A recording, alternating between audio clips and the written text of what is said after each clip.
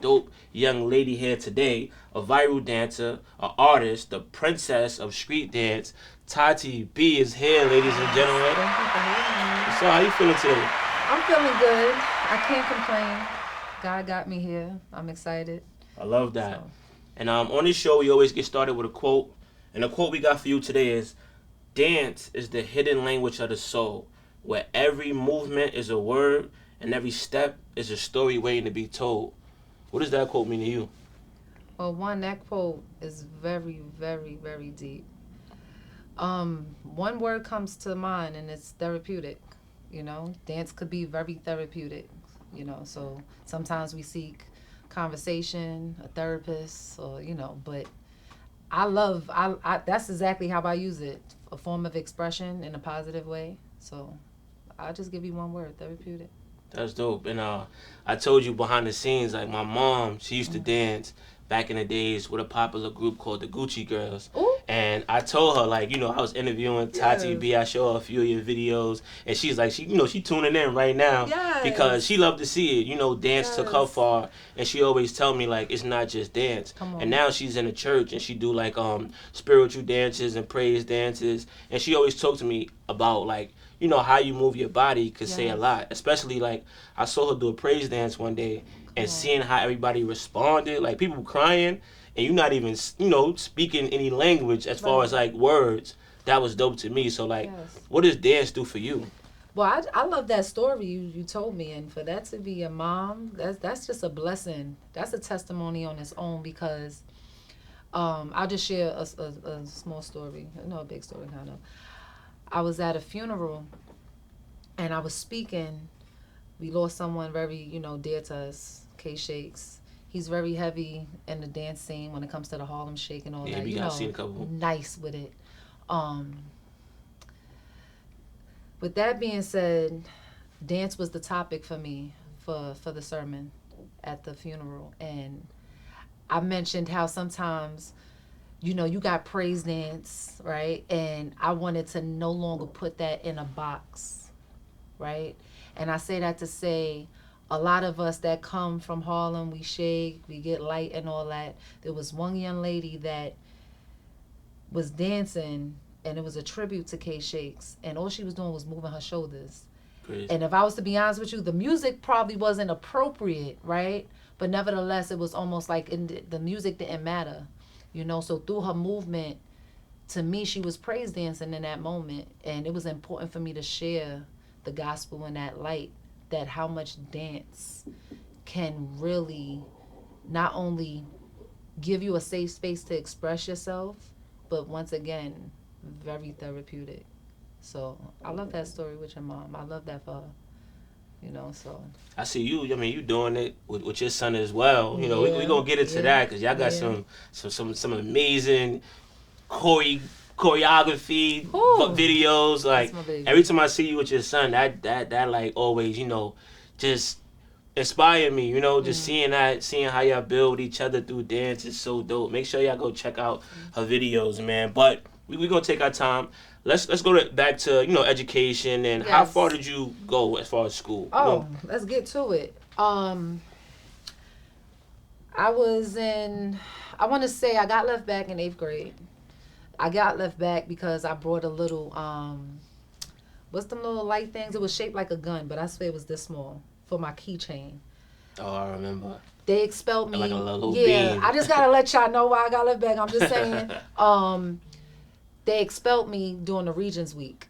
So, you don't take your Regents, whatever, boom. So, got left back, fine, go back to school. I dropped out 10th grade,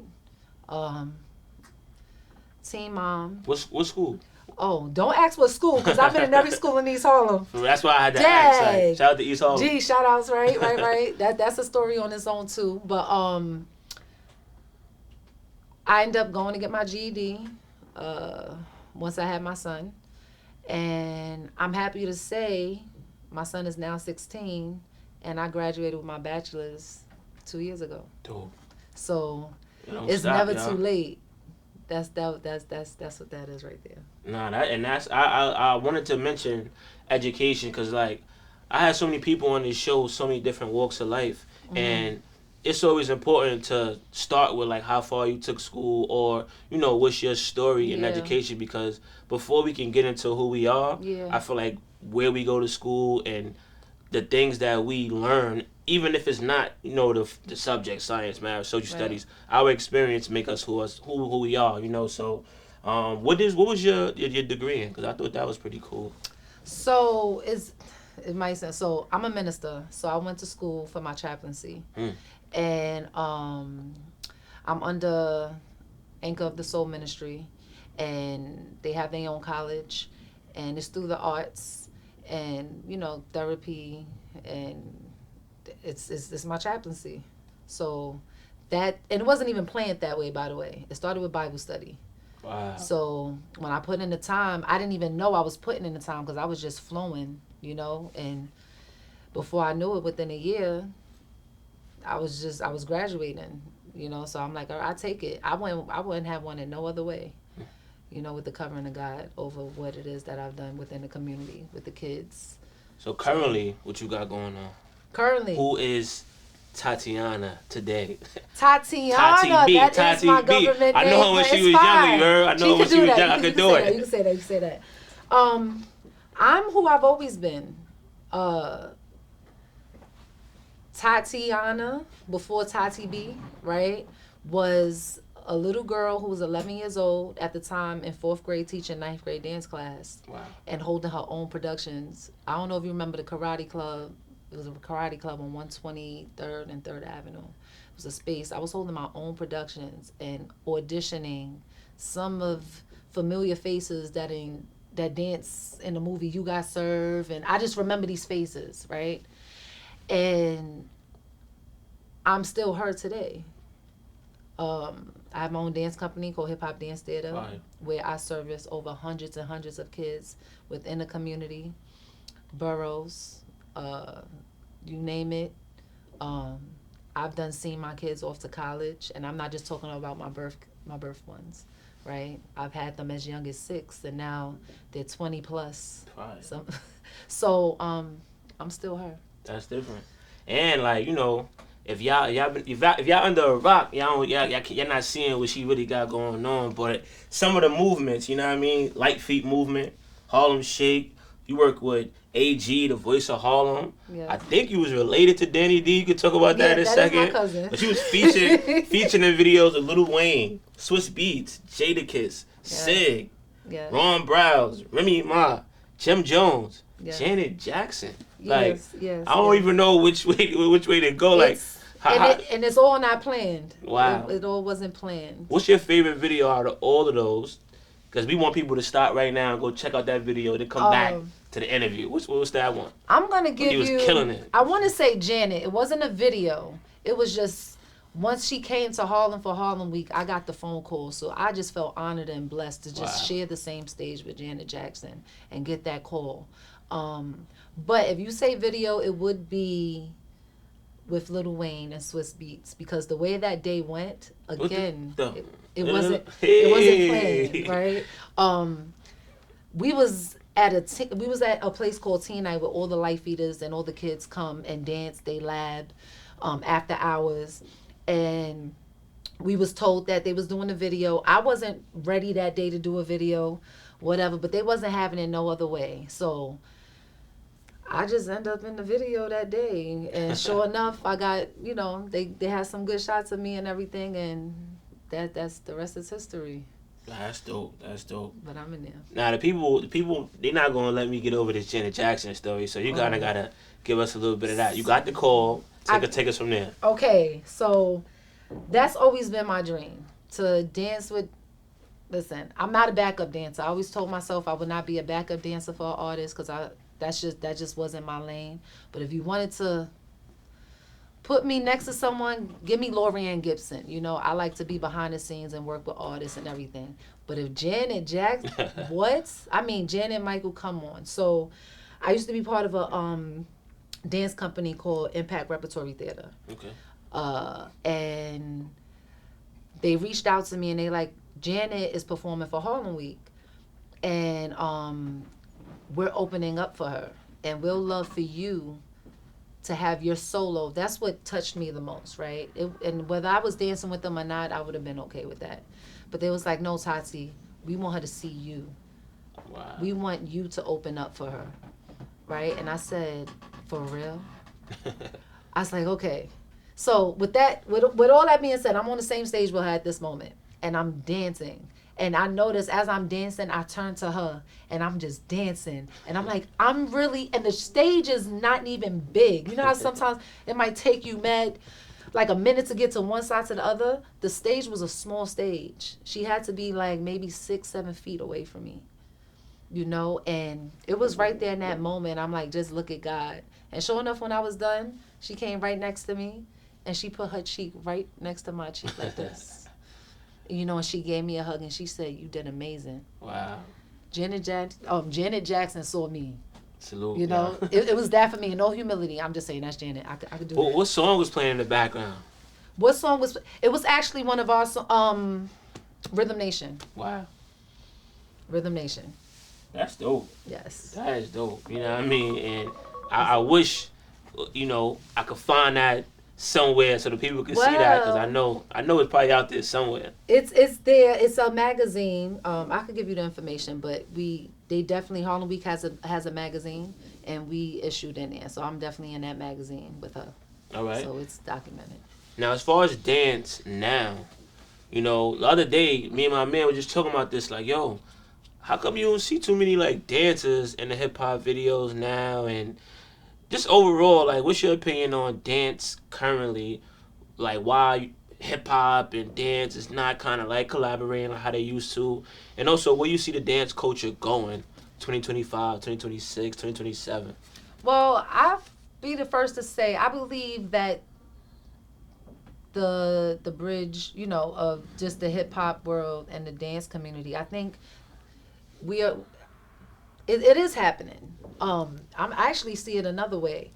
A lot of these main artists, top artists, underground artists, they always come into New York, you know, and definitely touching the lifey community, you know. So it's like, I see it all the time, whether they on 42nd Street with the TikTokers and all that, like, they coming to us first. And when I say they coming to us first, they coming to the lifey community. So it's there, and it's shown, and it's a lot of us. It's a very small community, but big community. Now, I'm not sure the question, if that answered your question. Mm-hmm. But it's there. I don't see it not being there. Because I feel like music is subjective.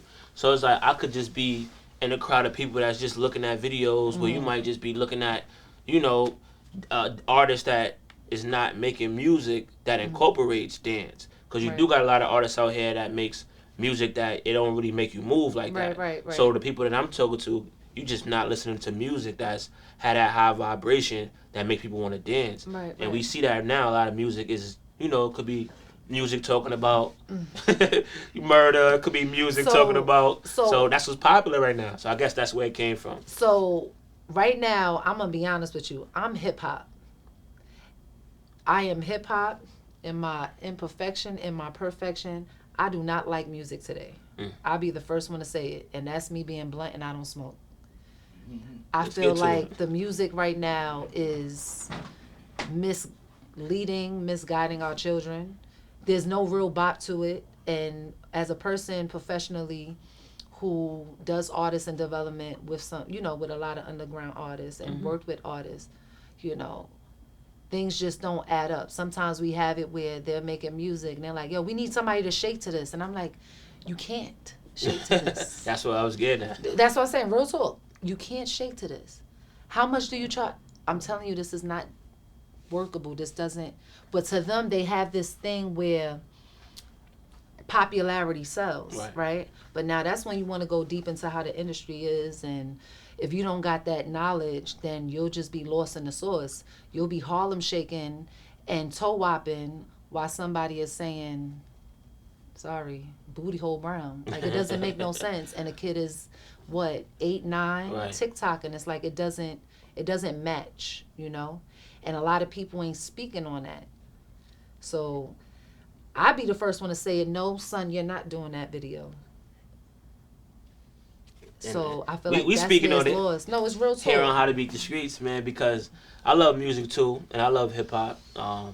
My favorite era of hip hop is that boom bap, that classic, spitting those bars that help change your life. My father got shot and killed when I was young, and I always feel like hip hop kind of helped raise me. Certain artists, you know what I mean? Like you mentioned being collaborating somehow with Jadakiss. Like Jadakiss is one of those artists that, like, when I listened to the lyrics, it gave me game. You know what I mean? It gave me a reason to be like, okay, this is what's going on. Some things that you can avoid and all that. So to everybody out there, we need hip hop.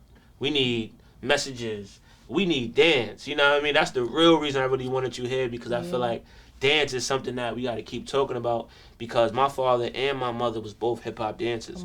So they met doing a show at the Apollo, and they met at the Apollo. They met at the Apollo. How dope is that? Yes. Like, what? For real. Like he had a hip hop group called the IBM Dancers, and they was coming from Brooklyn. So they excited because they made it to the Apollo stage. Love that. And her group, the Gucci Girls, with ASAP Ferg, auntie, she was a part of the group too.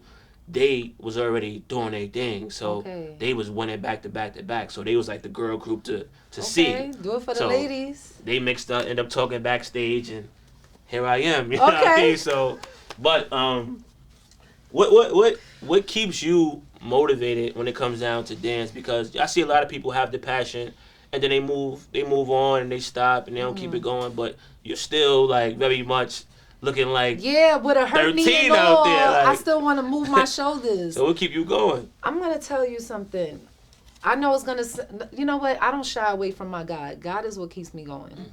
You know, Ramel. God is what keeps me going, and I say that to say you can't get away from your what you love, like your passion. Like as much as you try to avoid it or it stops. I'll give you a perfect example. When I was pregnant with my first child, because I got two, everybody thought it was over for me. When I had that boy, he was only 2 weeks. I was already on a Deco video, shaking, toe whopping, like y'all thought it was over. I'm shout back. To Deco. It was shout outs. It was no stopping the love for dance when it came to me, and there's really no rules to it. It's something I love. I know it's God's gift that He's given me, and I'm just happy that with all the experiences that I've experienced at a young age till now, I'm now able to not only live out my dream but give back in doing what I love to do. And a lot of that also has to do with learning how to pass the mantle, through your experience. Because I said, as a young girl, don't laugh. I'm gonna say something. I think I'm answering stuff out. I never said this loud, but I'm gonna say this now. Let's hear it. I had been in 3rd grade, right? And the teacher said, who do you want to be when you grow up? This is before I had the proper knowledge. I said a stripper.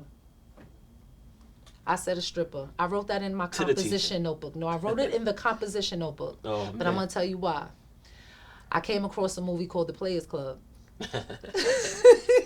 Now, mind you, I came across the movie. I mean, these were some movies growing up. I came across the movie. But I want to tell you how young and innocent my mind was at that time. I did not know that's what it was. All I saw was dance. Right.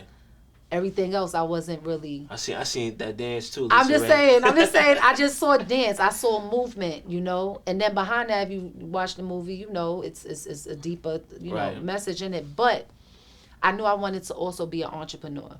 That's when I learned what an entrepreneur was. She spoke to me and she said, "Okay, ... entrepreneur." I said, "Yeah, I could have my own business. I could do what I love and be in my own lane." And I took that with me since a young girl, to where today I have my own dance company.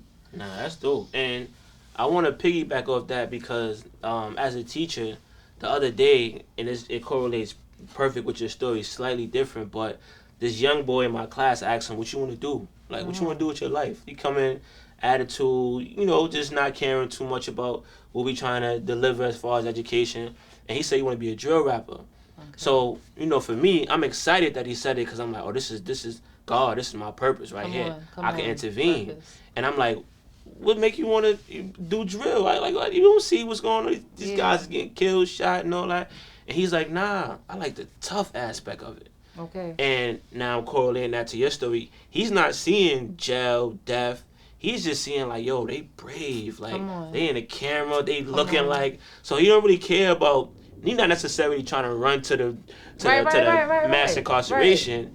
He's just admiring the fact that they're tough and they're brave. And it's the same like watching Superman and Batman. And it's that same kind of analogy. It's like, we love those superheroes because they protecting people. They doing what they want to do. Like that big guy is trying to kill him, and he's not. You don't care. Looking at it so like that, right? Same thing with the scripper. You know what I mean? It's like it's not the youth. You sometimes understand? Thank you. See, I said I was never gonna share that story. No, but look, it's so fast how I easily related it to something that I'm seeing, and he taught me something in that moment because I was ready to rip him apart for wanting to aspire to. And he said, "Nah." Once he mentioned just how brave they are, I was like, oh, you're not even worried about the guns, the drugs, the killing.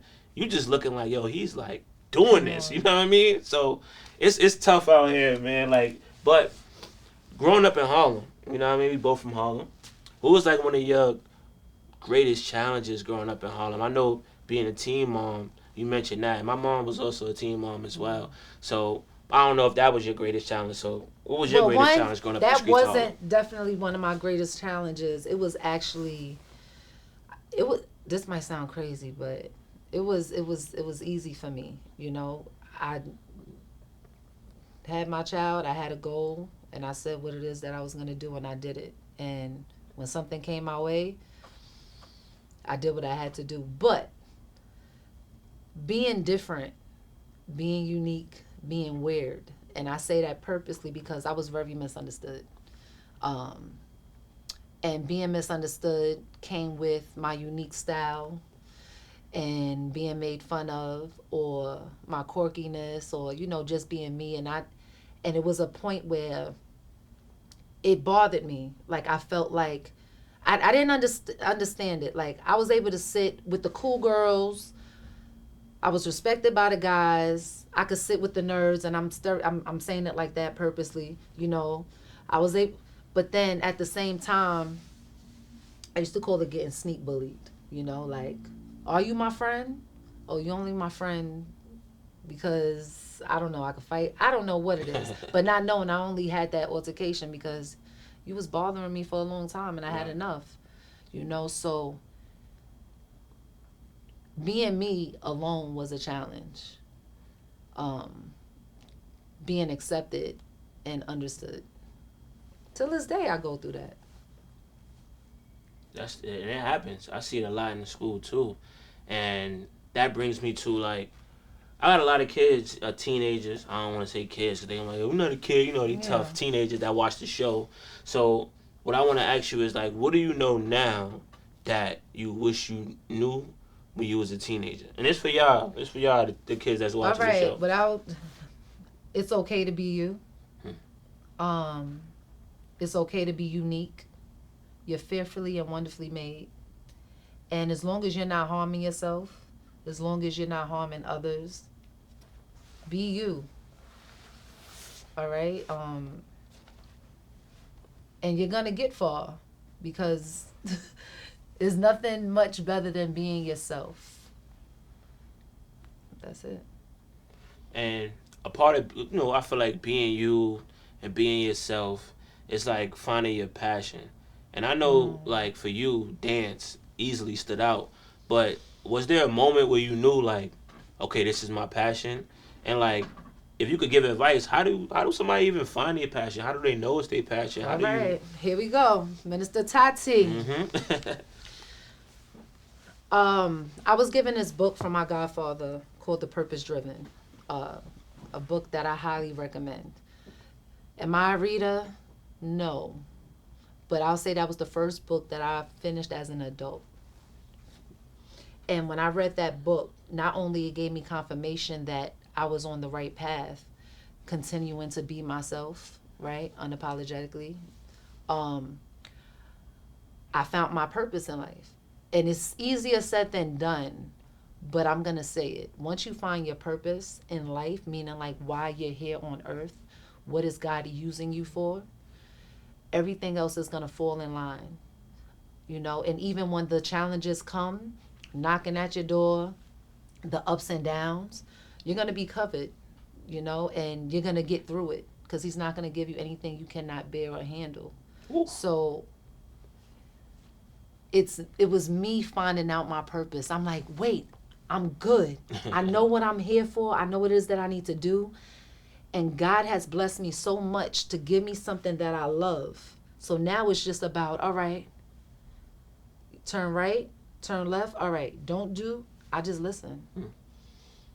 I ain't say it's easy. It's not easy. Nothing is easy. It's not easy. It's worth it. But it's worth it. And that's the fight that I choose to fight. Every other fight could stay right there on the corner, being ratchet, be on baddies, loving it. That could all stay over there. But the fight that I don't mind fighting is what God has for me, for you. So, we getting into it now. Yeah, that part. Now, when it comes down to finding your passion, you know, you mentioned that. I wanted to see, like, when it comes down to faith, we already on the topic. You had a video the other day, and you was going in, like, talking about the children or the future and all that. Like, Yes. when you say the children are the future, that always resonates to me because, you know, I'm in education and I'm always trying to, like, build the next generation because I know it's important. But, like, why do you say, or why do you choose to practice that particular message, like children being the future, so much? Because I'm forever 21, by the way. But let me tell you something. If we do not guide our youth, right, or give them a safe space, because we're not going to act like they know everything. We're not going to act like life is not happening. We're not going to act like things are perfect, right? And we misguide them with failing them. And when we're, I don't want to say this loud, but when we're no longer here, what are we leaving behind? Right. The children are our future. And when I say learning how to pass the mantle, only if you have the right knowledge to be able to say here. And I think what makes this so significant, even with you, I want to give you your flowers right here on the spot, is that you're relatable.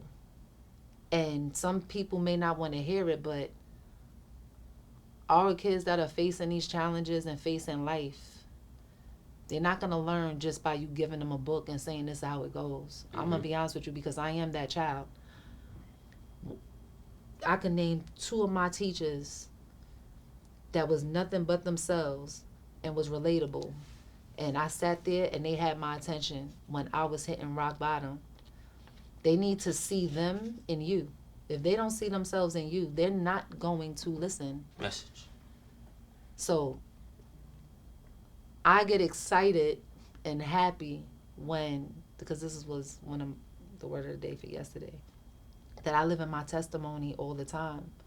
When a child is like, yeah, Tati, because this and this happened, I'm saying, oh, I remember when that happened to me. Let me tell you what a friend is. Let me tell you how they supposed to treat you. No, that's messy. That's gossip. No, she just left you right there on the corner and then leave you. No, that's not how it go. Mental. Now, tell her to come here and I'm going to speak to all 3 of y'all. And I'm sorry that y'all don't know how this goes, but let me tell you how it goes. Yo. So, wow. Yeah, we need mentors, man. That's a chapter in my book. I feel like mentorship is what changed the world. Now, this is for me. I'm still working on faith and growing my faith and all that. So, how do you grow your faith? How do you get better? Like, sometimes I be praying. I might throw a yo in there. I might be like, you know what I mean? I don't know how to start it, finish it. Like, so, for everybody, I know there's other guys out there like me, young guys, women, you know, so how do you grow your faith? How do you get more confident with it? How do you build that relationship? You know, sometimes you pray to God, you be like, dang, he ain't say nothing back. Like, so that could, you know, make you feel like this is not real or whatever. So how do you grow your faith? Let us know. This type of talk gets me excited. You say you helping somebody right now. There's no book. There's the Bible, yes, but that's commercial talk. I'm gonna be honest with you. There's no book because God already knows who you are.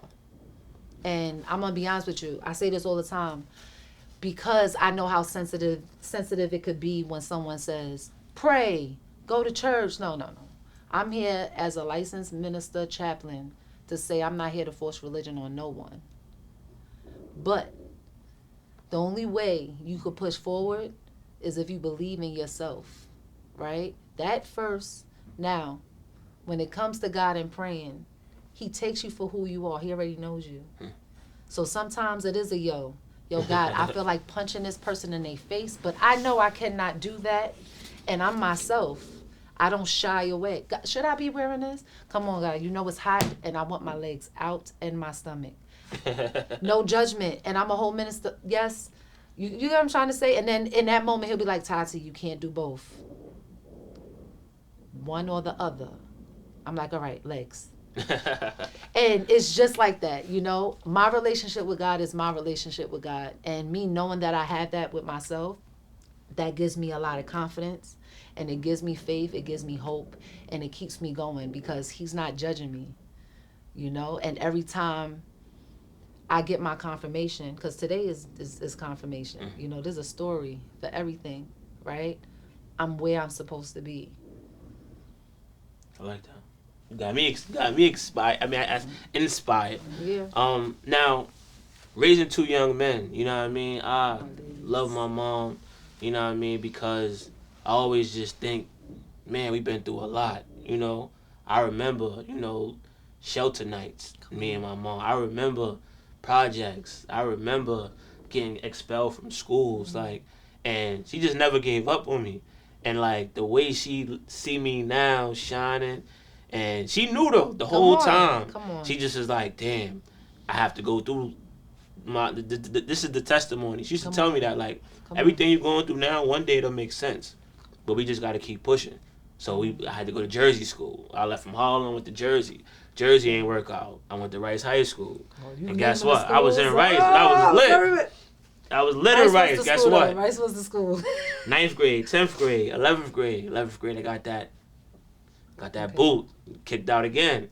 So it took a long time for my mom to finally get those roses, because growing up in Harlem is not easy.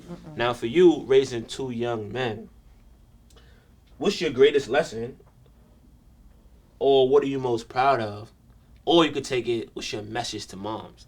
I know that's a lot. Oh, no, it's not a lot. Listen, which one you want? It's not a lot. I'm going to tell you this. Because this is what I tell my son.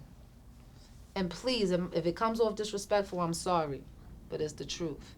I told myself and I told my child, you are not going to be the fault of why I cannot push through for me, nor my purpose and what God has for me. So I say that to say, sometimes you may hear something like, I didn't finish school because I had you. I couldn't live out my dreams because I had to take care of you. I knew that I didn't want to be that for my son. So notice I said, I just dropped that boy. He was only 2 weeks, and here I am in the video. He cold. Shaking. And it was important for me, even with finishing my education, right? That I lived for me and who God needed me to be, regardless. So, mothers, fathers, there is a way. There is a way. And it ain't going to be easy, but when you have faith and you have God, he will see you through. So can I say this though? Mm-hmm. Good news of the day. I sit here today and I tell my son, all I need you to do is graduate. I found out today, because today was parents-teacher conference. He's in 11th grade, and he's graduating soon. Like, not on time, but he could graduate. He don't need, 3 more credits. Fine. So he'll be graduating early. And then my youngest one, he's doing great. He's phenomenal. I see he going viral. Football. He's phenomenal. The boy is intelligent. Now they both are. I sat, doing my research. I already know you know that, but before you pulled up, I was just, checking some things out and seeing how hard Lil Wayne is going with football. Yeah. And then seeing I watched 2 of your son dance battles, and he get crazy. You have to pull up. You have to bring him up next. Ty Swag, yeah, he Ty Swag. Y'all look him and up. Baby Cheetah. They both going crazy. You know what I mean? So I want to take this time out just to salute you, as a mom. You know what I mean? Because you're doing dope work and keep going. You know what I mean? I wanted to share my story because it's like my mom didn't have everything as far as like the money and or even like sometimes the ability to figure out like, damn, what this boy need. Yeah. My father wasn't there, so some puberty was hitting, girls was hitting, and sometimes she couldn't talk to me about those things, but she still never shied away from it. So I want to tell you that too, like, don't shy away from it. Don't feel like I'm a mom, I can't. Nah, you can, and we here. It's just later on it might register. When you see it in the moment, it might be like, all right, ma. But it registers. You know what I mean? There's a lot of days where I was in my room by myself, hearing my mom's voice in my head, like, oh, okay, this is what she was talking about. But in that moment, I didn't tell her that. So she could have very much left that talk saying, this boy is hard-headed. But she didn't know. Later on, I heard her. It just took me some time, you know what I mean? So that's me giving that gem to you. Like, he hear you, and they understand. And everything you saying is going to register. Yes. Might not be today. Nah, but it's going to register. Let me tell you, it's registering. And I say that to say I'm grateful for who they have in their life. They have men in their life that, guide them, their father who's heavy active in their lives, and their godfather as well. So the support system is very good, and I say that to say, I'm not alone. I'm not gonna act like I am, because I'm not. But again, it takes a village. Always. Salute to the dads out there too, you know what I mean? That's heavy what I'm on the saying. dad It takes advocate. a village. You're doing it. Those may not be the kids you're birthing, but those are your kids. Right. And I treat it like that. Come on. Now, getting back to the dance. I'm going to pull this question. I always make sure that when I have a guest up here, I reach out to people that may know you, and I got her coming up here, and I want them to ask me a question that I want to ask you for them on their behalf. And the question is, why don't people dance in parties and clubs anymore? And what will it take to get this vibe back? Just have me host a party. If you got me there, everybody gonna dance. No, I'm dead serious. I'm dead serious. I was told by Webstar one day. He's like, yo, Tati, this ain't you got served. I said, then what? I'm not about to just sit at the bar and drink. I don't drink. I don't smoke. But side note, it's social media and stuff. They have this picture where drinks, they dancing ain't bottle service. Bottle, so it's like spend money you really don't got. It's a front.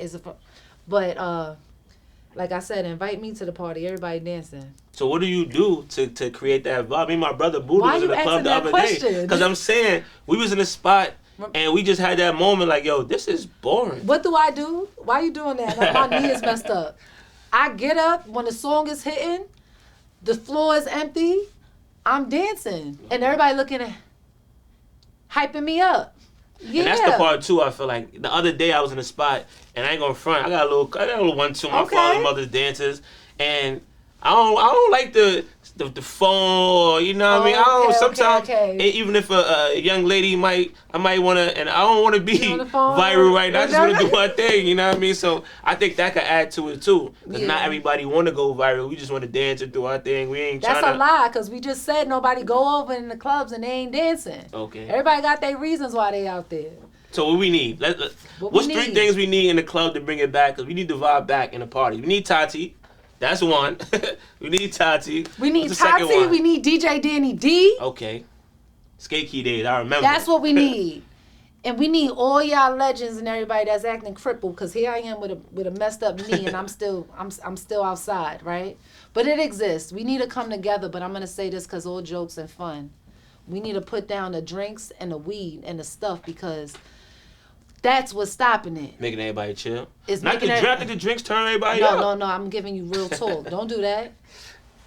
The drinking and the smoking got everybody in they crazy mind, slow mind, that they can't even have a good time. But now I'm not judging, because again, life is happening. Sometimes that's just something that numbness, whatever. Especially about y'all dances, because my mom don't drink or smoke neither. But I'm just saying, it's a natural high. I don't need it. Bottle service. Where's my water? Say, that's crazy. I'll take 5 bottles of water. Thank you. So, yeah, that's what we need to put that down. All right, so you said we need Tati, some of those classic Danny DJs, and then to chill on the vibes a little bit. Put the blunt down. I try to clean it up. And forget the bottle service. You're going to need water. To keep that. All right. Seriously. Now, this is a part of the show we call it story time.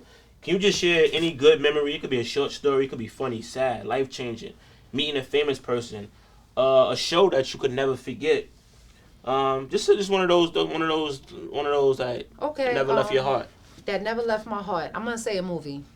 No, but it has to be something that you experienced. You were part of it. Experience. That never left my heart. A little short story for us. You know you did a lot. I did, and I just take it all in. Janet Jackson was one. Experience. Okay, I'll take this.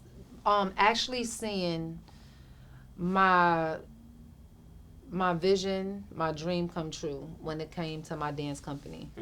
And when I was able to put my first production together right there in East Harlem at Union Settlement. It was called The Lion King Meets East Harlem. So I have this thing where I take known plays or known movies and I put a hip hop twist to it. So instead of The Wizard of Oz, it was called The Harlem OZ, right? And the Wiz was a DJ. Give you a little brief idea. So just to see my vision come to light and pack out a room and just see the parents show up with their kids,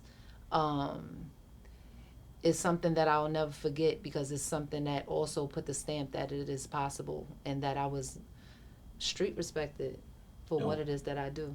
So the princess of street dance, right? Yes. All right, now that's for the fellas, man. I know they watching. You know what I mean? So I don't know if this is gonna get you in trouble. My discernment right now is telling me. What question? I got a lot of fellas that watch the show too. So if you're not speaking for you in particular, you could be speaking for women like you. All right? What does it take for a guy to date a woman like you? And when I say a woman like you, you got your own type of swag. You don't smoke, you don't drink, you don't dance, you don't faith. But there's some guys out there that want that in particular. We got Sexy Red, we got all that out here. But for a girl in your lane, what does it take for a guy to date you? It's simple. He got to be a God-fearing man. That's it. There you go. That's it. Number one. That's it. God-fearing. Because once you're there, you on one accord. So if you understand my purpose in life and I understand yours, right? It ain't going to be easy. Yes, life happens. But we going to be on the same page with something. So when things hit rock bottom, guess what we going to do? We going to pray. And everything's going to be okay. And what's one thing you wish most males did in this day and age? There's a lot males? Of like I shy away from these type of talks. This one of those. Yep. I say that to say it's a podcast. You know how I go. No, it's okay, and I thank you for that because I shy away from those type of questions and things like that because it could come almost as judgment, right, and opinionated and everything. Everybody got a story, and unless you know where they're coming from, like you have yours, right? So almost think of it like, who am I to say what it is that you need to do? Right. So I don't have an answer to that because there's no judgment. Everybody has their journey, and we all perfect in our imperfections. So before I became who I am today, I was the girl they used to call Ali back in the street. Meaning, I had hands, right? And that's not my legacy, though. You know what I'm trying to say? So, God's timing on everything. I like that. Speaking of your legacy, then, this is normally like how I like to wrap up the show. And just talking to you, I feel like one day your life could be, in the big screen. You know what I mean? And if we are at the Apollo Theater on 125th, and we watching this dope movie called Tati B, and we walking away, it just ended. What's the 3 key takeaways that we're going to get from the Tati B story? Start with number 1. 3 takeaways. You walking away. We like, damn, this was dope. What we gonna take away from that story? I know for a fact it's gonna hit home regardless. Mm-hmm. It's gonna hit home. Dag, 3 Number takeaways. 1. Yeah. You can go 2 if it's. I won't call it 3 takeaways. I'll just say, if you're watching a documentary or a Tati B thing, it's gonna make you think more into your purpose in life, and it's gonna be relatable. And I'm gonna go back to what we were saying in the beginning. If she can, I can. If she can do it, I can do it. Ooh. If she is like running for president, if she can, I can. All right, so we're gonna end with this. Right now, Tati is. Right now, Tati is. Do that again. Right now, Tati is. She. And there you have it, y'all. Keep dancing. Keep shining. Thank you for coming. Thank you for having me. All right. How to beat the streets, y'all. Ladies and gentlemen, you are now listening to Showtime.